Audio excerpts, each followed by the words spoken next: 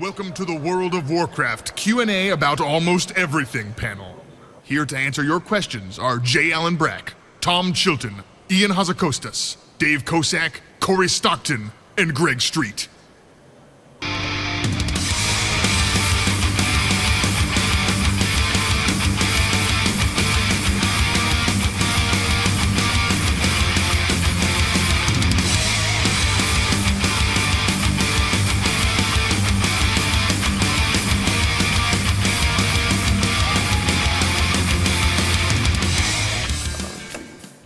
Hello, Blizzcon.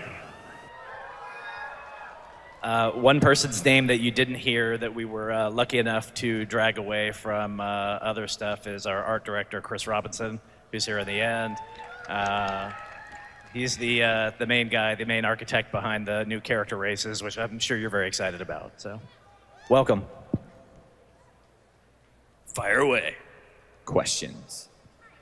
I'm Cherub from Khadgar, and my number is 18592. Look for me. Hi.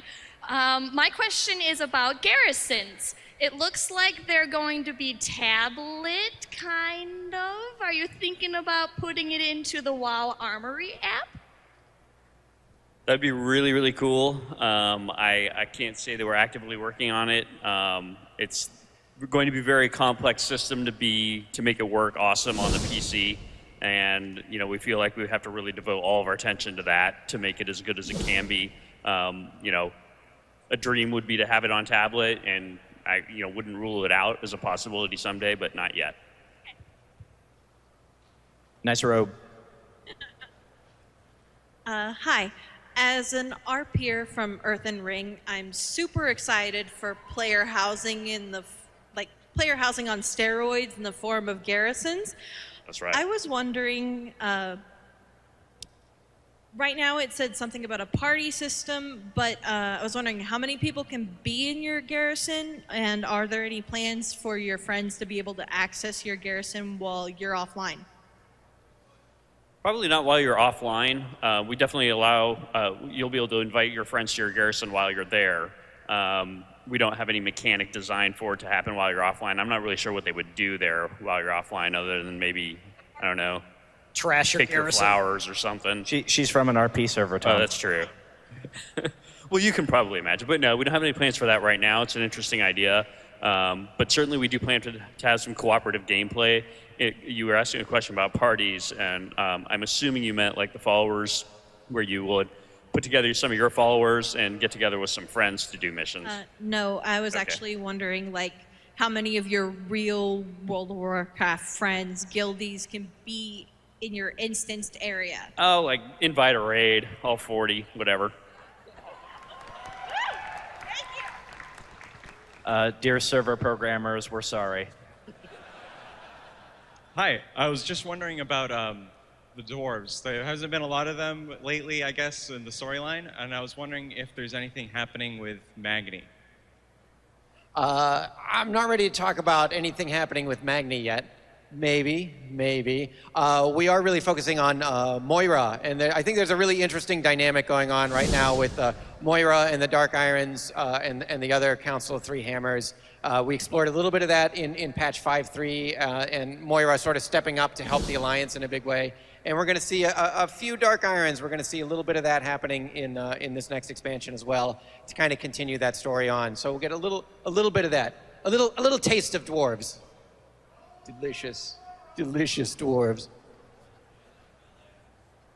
How you doing, Bruins got Badass Warrior? Get a question. In Myth, before you even released it, really, you said, Garage last boss. Do you know what the last boss is in Warlords of Draenor? Or can you tell us, please? Grommash Hellscream. What? All right. What, did you not want to know? So we can kick both Hellscream's ass. That's right. Hell yeah. You're welcome. All right. Quick questions. One, there are certain zones like Silverpine and Twilight Highlands where you meet Garrosh and then talk to him, but Garrosh isn't the war chief anymore, so will they be updated to War Chief Vol'jin? And is the Emerald Dream restricted to Azeroth, or is there an Emerald Dream on Draenor and Argus and other planets? Two good questions. Emerald Dream is very much kind of an Azeroth sort of creation when the Titans created Azeroth. The other question, wait, what was the first question? Will zones... updating the old content. Yeah, it's actually pretty resource intensive. So I think we'll leave the old content as it is. You know, when you're playing the old world, you're really playing Azeroth as it was during the Cataclysm and experiencing those events that happened during the Cataclysm, and then the other expansions move the timeline forward. I mean, the reality is we keep our existing content there, and it's sort of a timeline that you're playing through story-wise as you level up, and as you're going through, you know, Northrend, obviously, in reality, the Lich King has been vanquished, the Scourge largely defeated, but obviously there's still a present threat, and of course Garrosh is there leading the Horde forces, but it all makes sense. It comes together as you hit max level. We want to keep that intact for people to play through as it always was.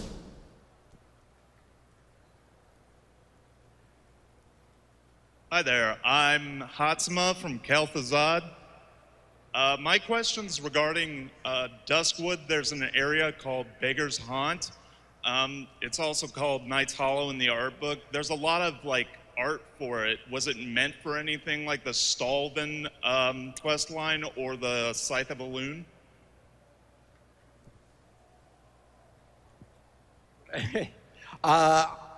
We don't really have any plans to use that area for that.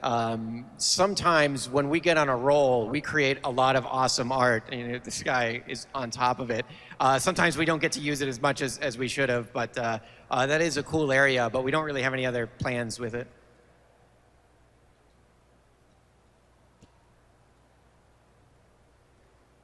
Hello, Root Faith of Dalaran. I have a question about pet battles. Is there going to be any major changes made to the pet battle system? There's a few things that we have in mind that we've been talking about, but in general, we really feel great about the base that we have. What we really see expanding upon with pet battles is the collection aspects. So adding more new pets in Draenor for you to collect and to find, having new trainers that you can battle against. There's a couple ideas for things in the garrisons that we could do too. We've got one building is called the Pet Stable there, and we're thinking about giving you the chance to maybe fight a unique trainer there. Maybe that might be a way that you could finally get epic pet battles from that building too. So there's a couple ideas on the table there that we can do with that.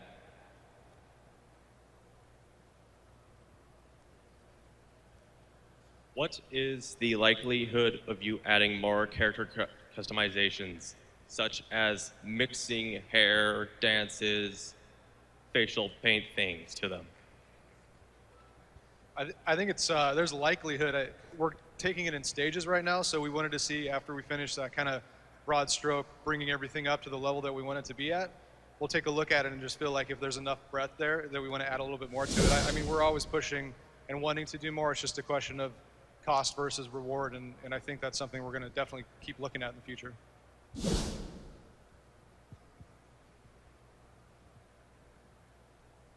Hi, my question is, are we going to see Rathian in the next expansion? I love Rathian. You guys love Rathian? Yeah. Pretty cool. I think he played a great role in Pandaria, and he helped kind of put the whole story together in Pandaria in a really neat way. He might take a little bit of a break. It doesn't feel right to have him do another legendary quest in the next expansion, so I would expect a cameo, but I wouldn't expect that kind of role again for Rathian. So he's not the final boss of Warlords? He's Grommash will ride him into battle. Hi, I'm Starlene from Static, and I was wondering if there's any plans to make healing less smart heal focused and more target based, more like TBC healing was, especially with raids being 20-man now. Smart heals in their current form are going to be healing a higher percentage of the raid. Yeah, and I think smart heals are one of those things that we agree have probably gotten out of hand to an extent.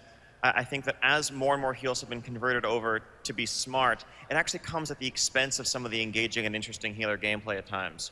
where you have a raid that's standing in a healing rain and an efflorescence and a holy word sanctuary, and then there are ancestral awakening and atonement procs going on, and someone takes a really big spike of damage, and the good player is like, oh, that person took a big spike of damage. Let me go cast a flash heal or a flash of light or whatever.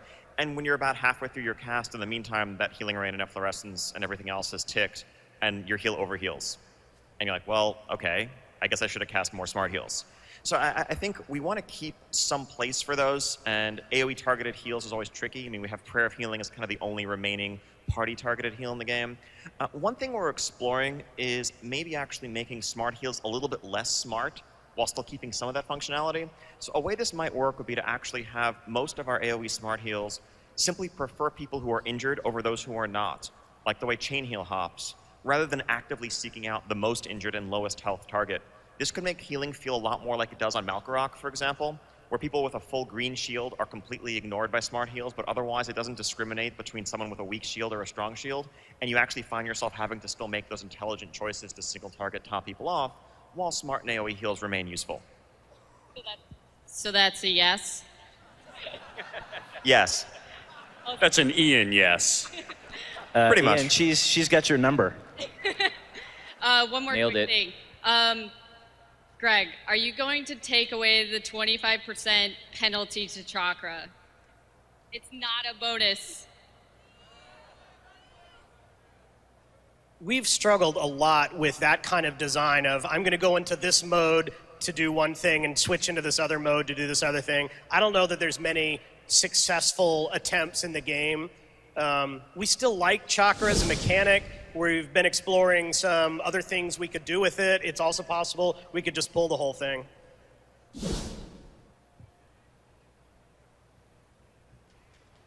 Hello, I'm Bubbleheart from Laughing Skull, and my question goes on to 10-man rating. You guys have changed it to 20-man with Mystic rating, and that's not necessarily a problem. And you're saying, oh, there's going to be a problem with this, and we understand that. But is there any solutions that you can give me?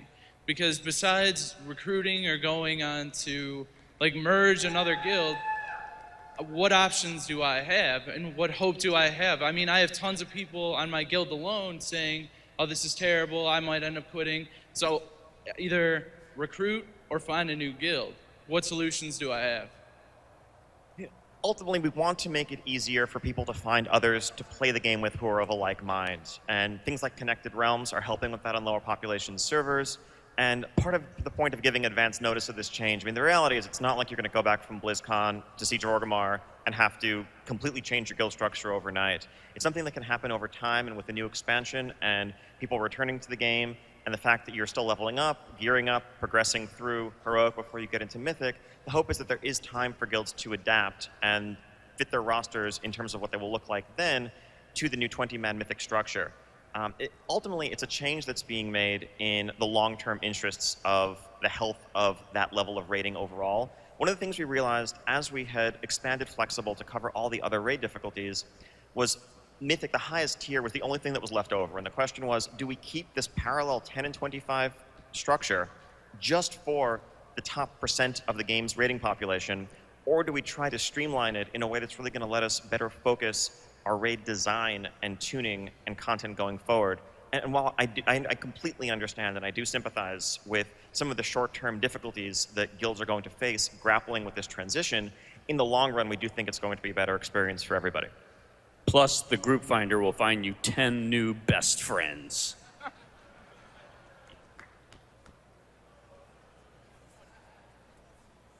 I'm with Kel'Thuzad US Divinity.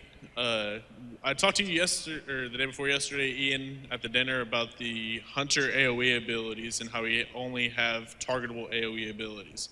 What does Blizzard intend to do about this? I'm not sure the context of the So, conversation. ultimately it's something for Greg maybe to speak to an extent. I mean, part of the context was specifically, I guess this is volley, and Hunter's missing volley, and the ability to just kind of lay down that blanket AoE kind of Blizzard flame strike style without needing a specific target. I think it's fair to the extent that we create and encounter situations where you want to be able to kind of pre-drop your AoE or pre-plan your AoE before there's a target there. And I mean, historically, that's the sort of thing we've maybe explored with glyphs to modify behavior of abilities, but it's not something that I can necessarily give a definitive answer to, unless maybe Greg wants to jump in. Yeah, I think overall with the problem with, you're talking about the original volley, there are players who want to do the best damage they can, and obviously having a very simple rotation will help with that. There are players who get bored of just channeling an AE over and over again, which is kind of what volley was like, say, in the second Naxxramas. So we're trying to give everyone some type of AE rotation that's not just channel one thing over and over again. And with hunters, we wanted to incorporate things like whether it was multi-shot or beast cleave or glaive throw or the level 90 talons to try to do something besides just channel a bar and have arrows fall from the sky, and when you finish, channel another bar.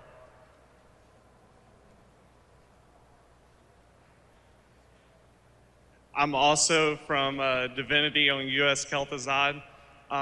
My main question is, with the addition of these tertiary stats added to gear, how do you plan to keep players from getting too much of the stats, like 20% movement speed increase, because that'll obviously have give guilds an advantage on a high-end level of rating? The intent is that the tertiary stats are rare enough that you can't go out and farm, say, movement speed. We may not even put it on every slot. Maybe movement speed can only appear on boots and bracers, for example, and then if there's only a 10% chance you'll get that, you'll have to farm for a long time, probably beyond the point at which the progression is even an issue before you can complete that set. Kind of similar to Warforged, right? It's very difficult to actually try to get a full set of Warforged. I don't think players generally have the expectation that they're going to get that. And with the addition of these chance drops, are you removing heroic Warforged gear? No. I think the thought here is that these are multiple vectors along which items can be different and maybe special. That overall, the odds of you seeing an item that is better in some way, be it with a tertiary stat or a socket or Warforged, are probably going to be higher overall. And it's just going to be more variety and potentially more interesting combinations and ways to interact with your items.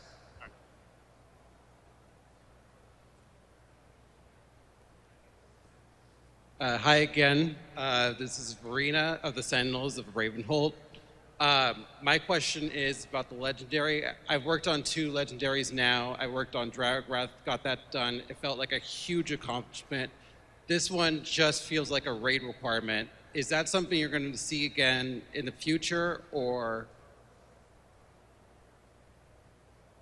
I think that we definitely want to do a legendary quest line. I don't think that those are exclusive concepts. I think that something we want to get in 6.0 is both a legendary quest line for a type of item, kind of like the cape, while also being able to do the other types of legendaries that are a lot more exclusive to, killing a really hard boss.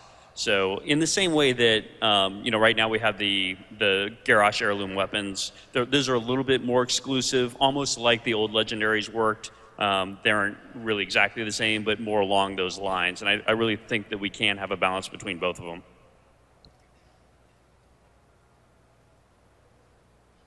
Hi, I'm Scott. I was wondering if for people that have multiple characters, if they'd be able to enlist their alts as followers for their main character's garrison. It's not an idea that we've thought about, but it sounds cool. We know that we have to come up with some sort of solution to deal with the fact of the garrisons they're unique per character. They're not an account-wide thing. And so we've got to do something there to help you so that, if you want to make another garrison in your alt, we've got to have some sort of shortcut or a way to do that. We're not really at that point yet in the design to get there to be able to talk about it. But it sounds like a cool idea. Maybe we could pull in their name, their gear, something like that. Could be awesome. How you doing? Joe Castle from Pittsburgh. Go Steelers. I had a lore question. I've always found the Titan story very fascinating. It's been pretty front and center, I think, in a lot of the previous expansions, Ulduar and Lich King, and then again in Pandaria. Can you say anything about that? Is that something we might see in the next expansion? Is that something that might maybe become its own expansion as far as developing that storyline a little bit more? Yeah, the Titans are a really interesting concept, and they've sort of had their fingerprints are all over the universe. The Titans actually visited Draenor, so we might get a little hint of what happened there. They didn't. They kind of helped shape Draenor, and then they pieced out of there pretty early on, so they didn't leave quite a big a mark. So we might see a little bit of that. I don't think this next expansion will have a whole lot of Titan story behind it. But we will always kind of revisit that because ultimately the Titans are kind of the one of the opposites of the Burning Legion, and there's a really interesting symmetry there. So we'll definitely see more Titan stuff eventually in the future.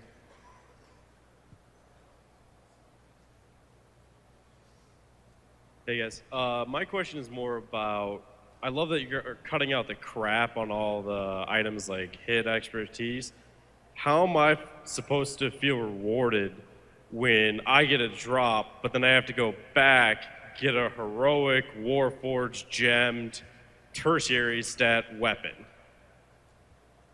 Itemization is one of the best rewards we have in the game, and we really want it to be, you kill the dragon, you get the awesome sword out of the dragon's hoard.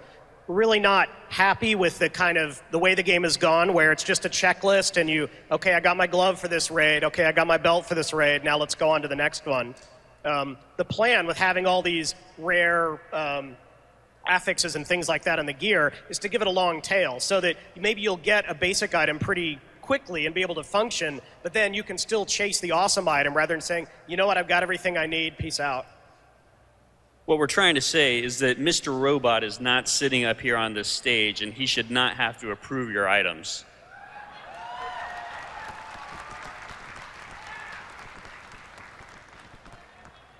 Hi, I want us to thank you for the green fire. Thank you. But my question is, as a raider in the heroic progression, are we going to be continually be punished for nerfs and buffs for any changes amongst, because everyone being troll, but we just use T-Morph to play another race, it seems kind of unnecessary. I mean, so there's a couple of questions wrapped into that. I think as far as racial balance goes, I think in terms of the factions and the throughput in terms of pure damage potential from the racials, there's some balancing to be done there. I think beast slaying can stay beast slaying and not be 5%. I think that the various hit and expertise racials that a lot of alliance races have, well, those aren't going to do anything anymore because hit and expertise don't exist. So we'll have to come up with some other passives to replace those, and hopefully, in general, narrow the gap. I mean, our idea is that you should play the race that you want to play for sort of the fiction and the fantasy, or maybe some of the utility. And I think we're generally happier with racials like Goblin Rocket Jump or Worgen Darkflight that offer an active capability versus those where you say, well, okay, this sim's 2.3% better, so I need to be this race.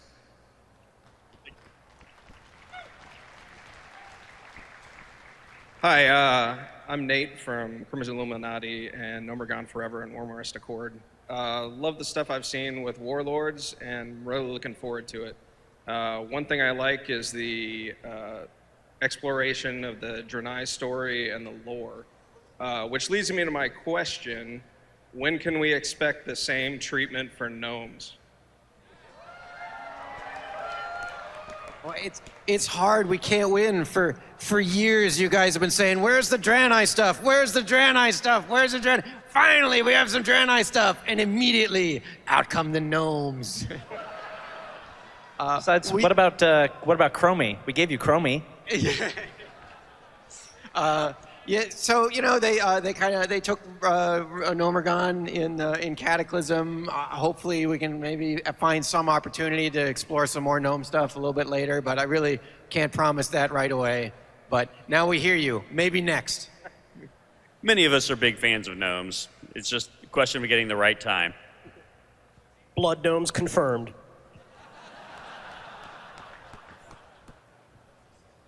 Hi there, I'm Celeste from MMO Champion. That's not a server. No. Seeing as Darlene stole my question about removing the plus heal from Chakra, please, how many healers are you expecting to be running in the new 20-man format? 18. And what sort of mana game are you looking to emulate from that?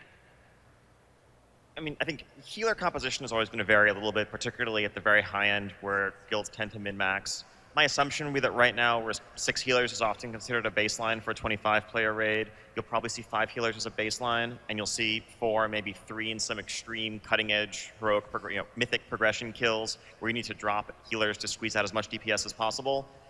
But ultimately, one of the advantages of having a fixed raid size is that we can think about and target and implement mechanics that we often may have had to discard because they wouldn't have scaled down and been adaptable to 10. Splitting your raid up into more groups than 2, for example, or anything that really depends heavily on a single class mechanic like Spell Steal or Enslaved Demon or Blink or what have you. Anything that requires a specific class ability, we can't do because we can't assume that you have that class present in a 10-player raid. But in a 20-player Mythic mode that's really crafted for that specific size, there are a lot more possibilities. Thank you. Hi, I'm Gong Yu from Wormrest Accord.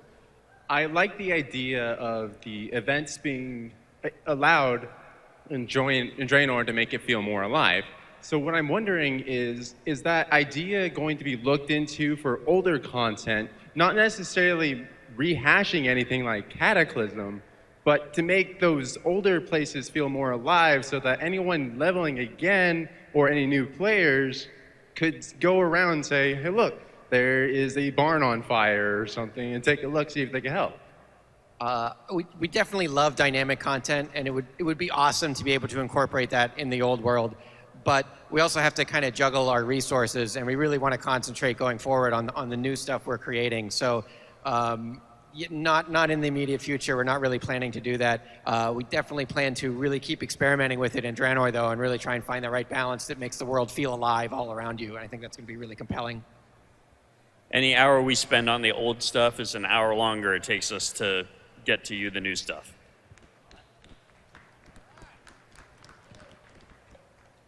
I'm a Archlight of Mugfell. I'm sorry, a Hydral. I just have a novelty question. I play a mage. Is it possible we can change the color of our evocation? Right now you can do it with different buffs, but maybe if we can include a glyph or something? I couldn't hear the question. I'm very sorry. The evocation is usually blue, but you can change it with different buffs or novelty buffs. Can you possibly see about changing it with a glyph? More customizable, more unique? I think no specific plans along those lines, but it's the kind of thing that we've done in other cases in glyphs, and certainly a cool idea for us to explore as we add new glyphs to customize, custom spells cosmetically like that in the future.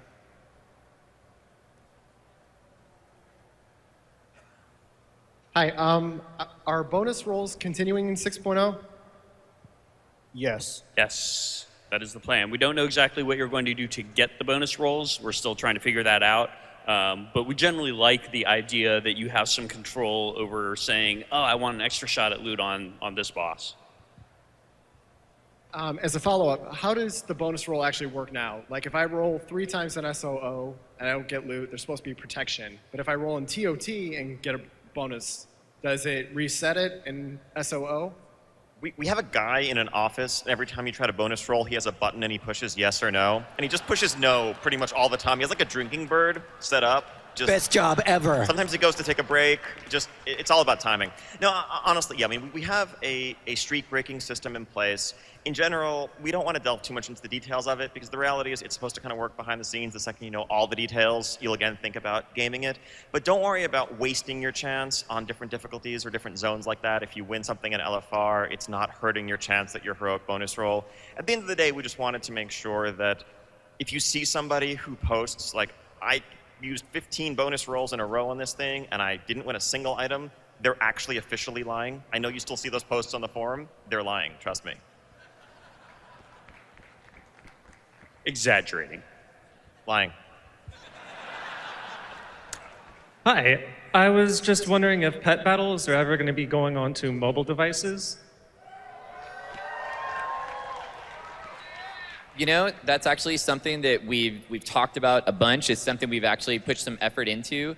The question is, what we were looking into doing was trying to figure out a way to let PvP pet battles work on a mobile device. But what we found is that we really wanted the collection aspect of the game to work on mobile too, to have you have a way to be able to collect more pets, to play in the actual kind of PvE side of it. And I think that's the part where we kind of got hung up and felt like we have some ideas, but we haven't had time to really execute on those ideas and figure out the best way that we could do that on mobile. But it's certainly a desire, something that we would love to do. Half-Life 3 confirmed. Have you ever thought about adding servers for previous expansions as they were then? No.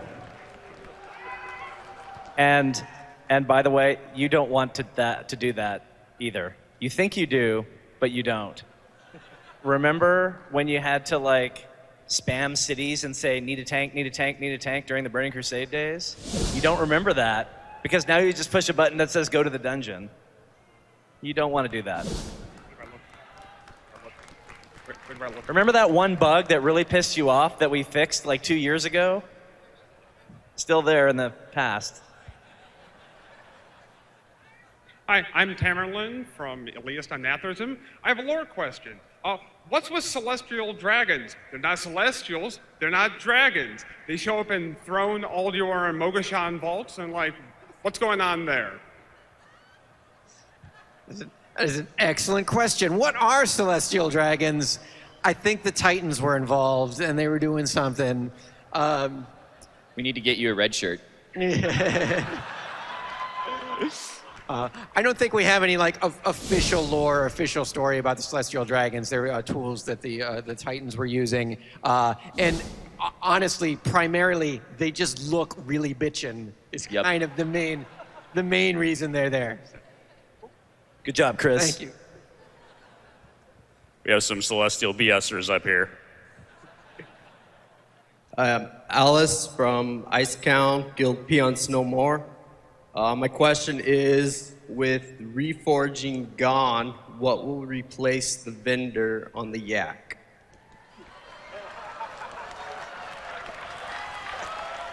You know that question came up almost immediately after that presentation.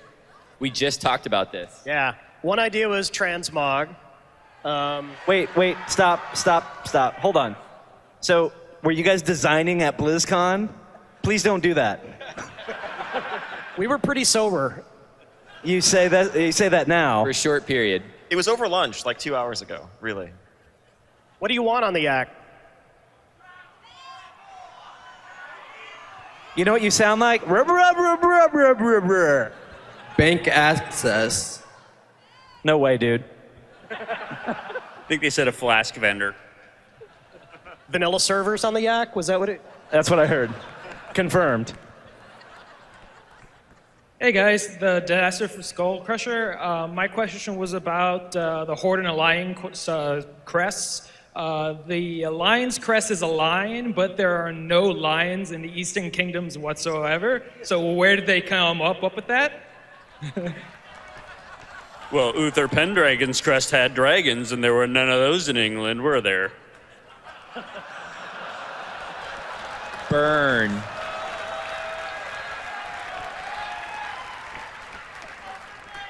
Now Tom needs the red shirt. Yeah, sorry. The other thing was about the Horde crest. Is it a Naru? I have no idea. We'd have to ask Chris.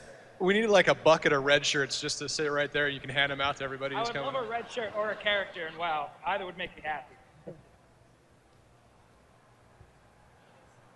Hey guys, this is Houndstooth from Acris. And I was wondering, with tertiary and secondary stats, are we going to see a morph of that when we spec change? Or am I going to have to collect multiple pieces of gear that have avoidance or cleave if I like to play multiple roles?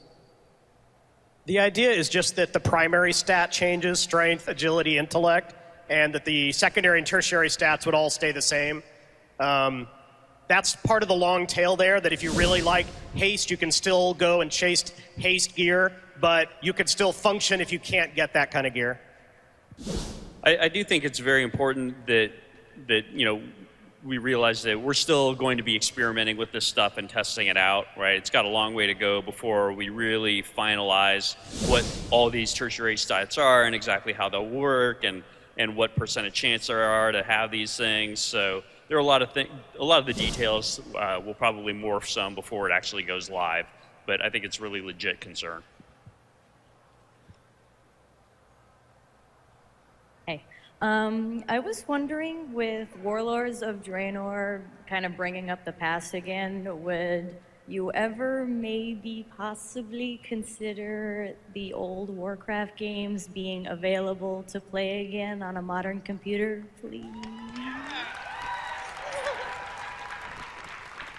So we actually have a guy on our team, actually several guys on our team, who are actually working on a side project to do something like that in some form or fashion.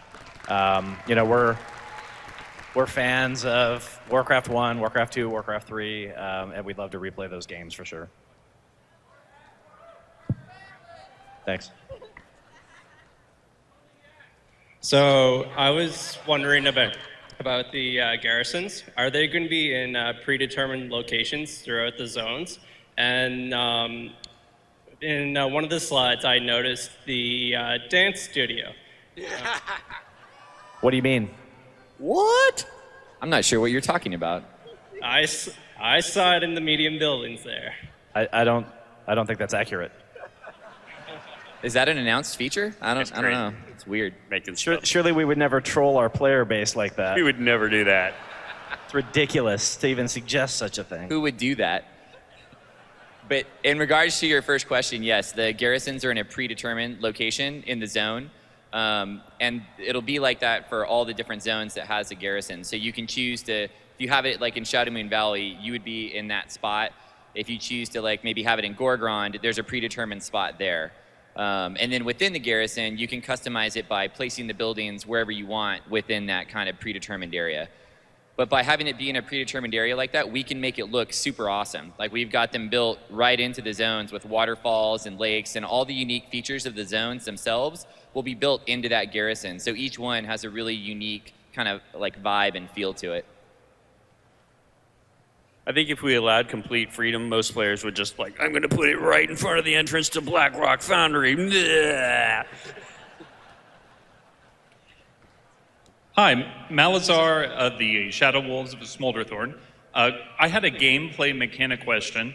So when the Dark Portal turns red, how do you get as a max level character in Draenor to Old Outworld or Outland if you want to do old lore or get old achievements? You're trapped there forever. If you're in Outland, if you're max level and you're in Outland, you want to get to Outland, we're still talking about that. We've actually talked about one way to do that actually might be through the Caverns of Time. We may also just make it so that we're also talking about how to handle it for non-max level characters that are still, in their level 60s or whatever. What do they do when they want to get there? The reason we say that is because if you think about the current timeline, it's kind of broken. You go through the Cataclysm timelines from 1 to 60, and then you kind of go back in time to the Outland timeline through Northrend, and then you go forward in time to Cataclysm again.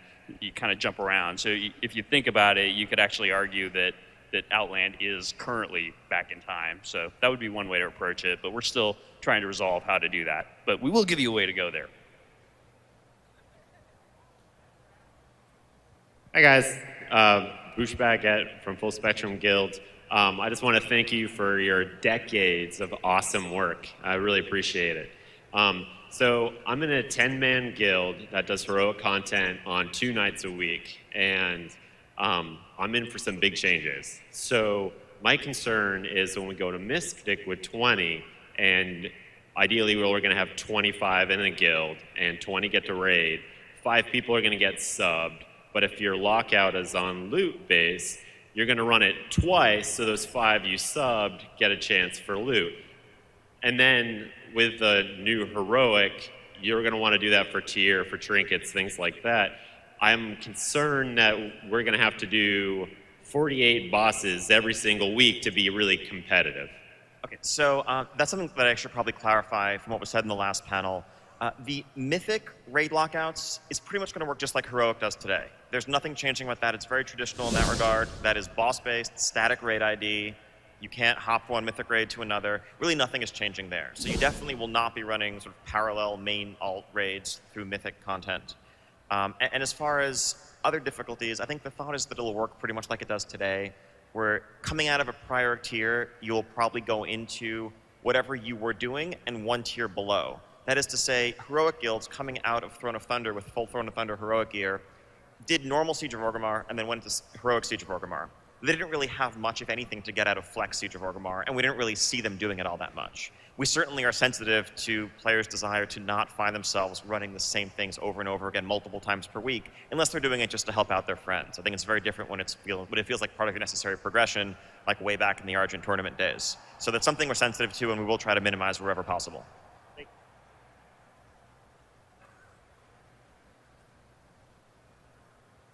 Hi, I'm Mooney from Aloon and the Sentinels RP server. In Dawn of the Aspects, we saw a great variety of proto-drakes and an immense variety of the different abilities that they had. I was wondering if we could get a bit of a definitive answer of the different dragonflights in their current form and their breath abilities. I really don't have time to go into detail on that on the panel, but it is something we talked about. Honestly, there's so many different sort of forms of dragons because that makes for great gameplay for us. It's nice to have a variety of draconic types of creatures to fight. Some of the details we haven't really ironed out as to whether they evolve into these other forms or how exactly it works. So that's a really good question. And I believe we have a printed book coming out that'll go into a little more detail about that, but I'm not positive about that. It's part of our sort of atlas kind of thing. So yeah, I don't really have an answer for that right here, but it's something we've been talking about.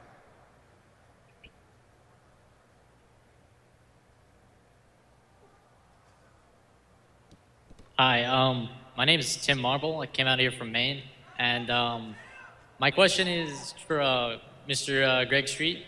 On behalf of the entire Hunter community, I was going to ask, where the hell is Eyes of the Beast? That was the coolest ability in the game, and it disappeared in Cataclysm.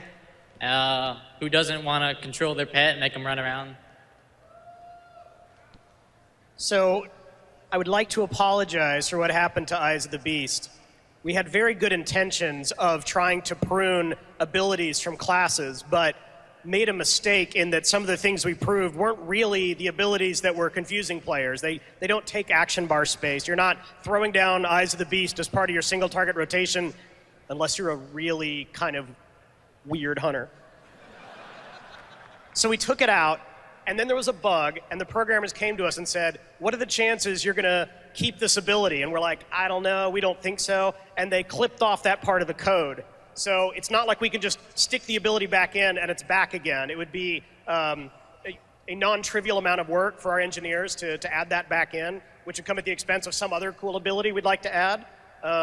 If there's a way we can figure out to do it, we know there's a lot of requests from the Hunter community to have it back, so it's on our radar. I just don't have a great solution yet. Great question. Hi. Earlier today, it was mentioned that in Warlords of Draenor, features like normal and heroic mode rating will be available cross-realm.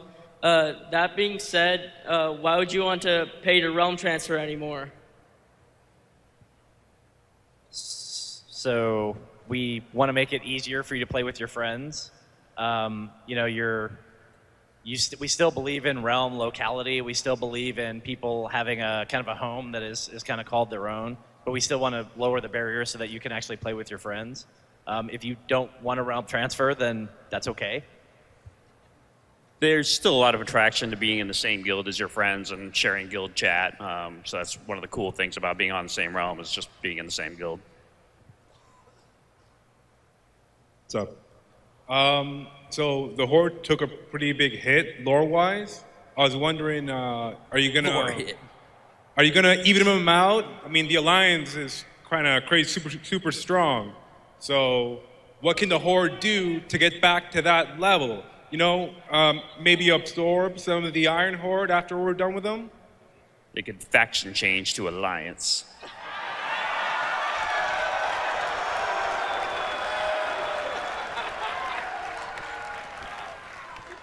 That sounds like a good thing to be on the back of the yak now. Good faction change to a lion. Way to rile them up. So the Horde is really going to be able to go back and really redefine itself and really look at itself and what it values. And I think the Horde is going to come away from this little adventure a lot stronger and a lot more with a stronger core than ever before. And I think we're going to see that happen over the course of Draenor. Hi, I'm Palthus from Mal'Ganis. Right now, there are 7 times as many guilds that have killed Garrosh on 10-man as opposed to 25. Behind every one of those guilds is a unique culture, leadership, and style. By going to a 20-man raid, you're completely changing that. And what are you going to do to provide content for people that want to raid hardcore as a 10-man, as a small group? I mean, this is something that we've addressed. The reality is that moving forward, we have to make the decision. Do we want to support multiple different difficulties separately, only at this highest level, or do we want to streamline the system going forward? And our answer is that we have settled on 20-player content. And I completely understand that it is a difficult challenge and it's going to be a difficult adjustment to make, and that many people may be unable to make that adjustment, and that is unfortunate. But there is awesome content waiting for you at the end of the tunnel, and we ask that you bear with us and come with us on that trip, because we think it's going to be awesome when we get there. But I do apologize.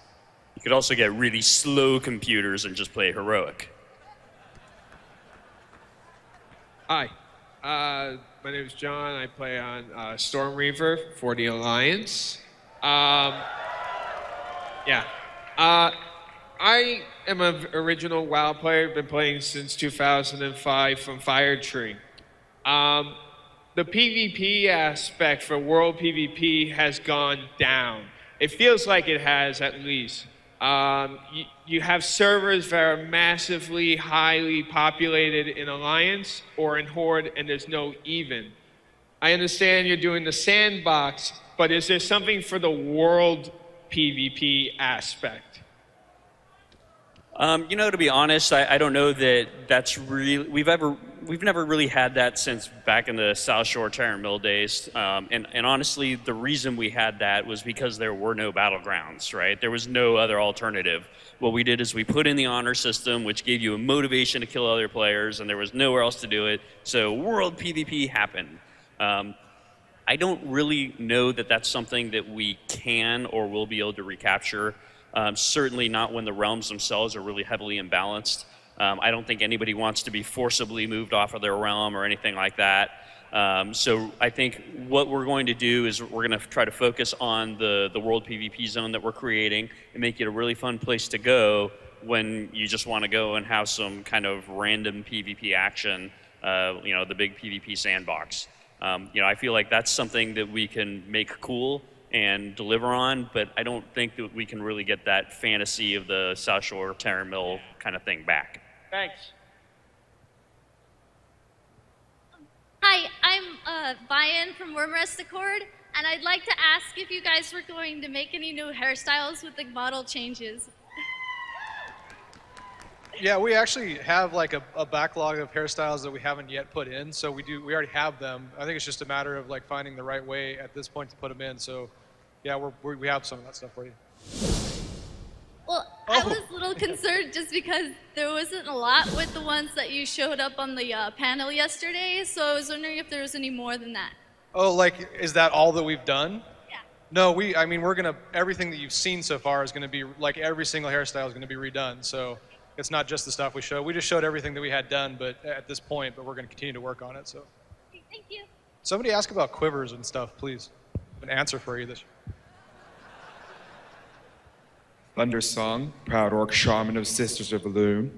The garrison's kind of satisfied about the secondary production profession, having the NPCs and building the workshops. However, what are the limits of that? I find a blacksmith, I build a blacksmith shop. Can he make the epic weapons? Not actually sure yet. Yeah, I mean, I don't know. What we're looking at right now, we're planning to let you be able to find recipes through the missions. So like you put a blacksmith to work at the shop, you could send him on specific blacksmithing missions to pull back recipes. I don't think we've actually finalized which recipes you're going to be able to get. I mean, we could let you build epic blacksmithing items if we wanted to. I think it's just a matter of trying to balance that out with someone who actually is a blacksmith and making sure that it still feels valuable to be a blacksmith even outside of your garrison. Thank you. Hey guys. So I've been really impressed by seeing how transmog is going to work in Diablo, where you get the item, you've unlocked its appearance across all of your characters, and you don't have to keep it in the bank anymore. Any chance we could get that into WoW? Yeah, it's something we'd definitely like to do. There's quite a bit of time and effort that we have to put into it. We have a kind of an idea for a collection system and how that would work. I don't think it's something that we'll be able to finish by the time Warlords of Draenor comes out, but it is on our minds. We almost showed it in the presentation, but we knew that would then turn into a promise that we were scared to break, but it's pretty awesome. Nathaniel from Cenarian Circle. And my question is about instances, particularly heroics. So for Firelands and Wrath of the Lich King, when the endgame content came out, we had a lot of really cool heroics that came with it in addition to the ones we had before. In Pandaria, we didn't really see that. It's kind of a gap. In Warlords of Draenor, are you going to bring back that system? It's really weird to hear myself talk. We would like to, yes. I think that we need to do that, though, while being mindful of managing some of the challenges that introducing new 5-player content mid-expansion can create. I think that when we brought back Zulaman and Zul'Gurub, for example, that was awesome. It was new content to do, but actually it removed a lot of the reason to do the Cataclysm launch dungeons. And so whereas before you had 9 unique and varied dungeons to run, now you were suddenly left with 2 that you ran over and over and over and over again. And ultimately, no matter how awesome the dungeon is, if we basically replaced a broad tier with having to chain run the same couple of dungeons over and over again, that's not going to be ideal. We have some ideas that we're discussing, maybe scaling up the difficulty of the launch dungeons to kind of match the new ones that we release while keeping them all relevant, but just expanding the pool of available dungeons. That could be one way to do it. But we do want to continue to advance our story and give people who really like 5-player content, which includes all of us up here, more stuff to do over the course of the expansion. Thank you. Sinblade from Halmarush and from Sargeras as well. I've been playing every game Blizzard has put out since Lost Vikings, and I absolutely love the Warcraft lore. And I was wondering, going back to all this history, if we're going to be seeing Alaria Windrunner and Turalian again. They're not on Draenor at this time, so you're not going to see them here, but we definitely have plans for them. We definitely do. You will see them again. Final boss confirmed. On the yak. Hi, my name is Lisa. I play on Alliance on Stormrage and Horde on Killjaden. I was wondering when you guys plan on removing the cap for Real ID and BattleNet? You're saying you have hundreds of friends? Yeah, I'm a big supporter of the pug community, and I'm always getting add-on Real ID to join their raids or help out their guild. And I always have to find someone who hasn't played in a month and delete them. And you guys have been really pushing us to make friends, so that would be really awesome. And as a suggestion, if the WoW Armory app had a way to contact those friends so we could have met up with them at Blizzcon. That's a good suggestion. Okay, we are out of time. Thanks, everyone. Thank you, fans. Thanks, everyone. Much. Thank you, BlizzCon. We love you. You're watching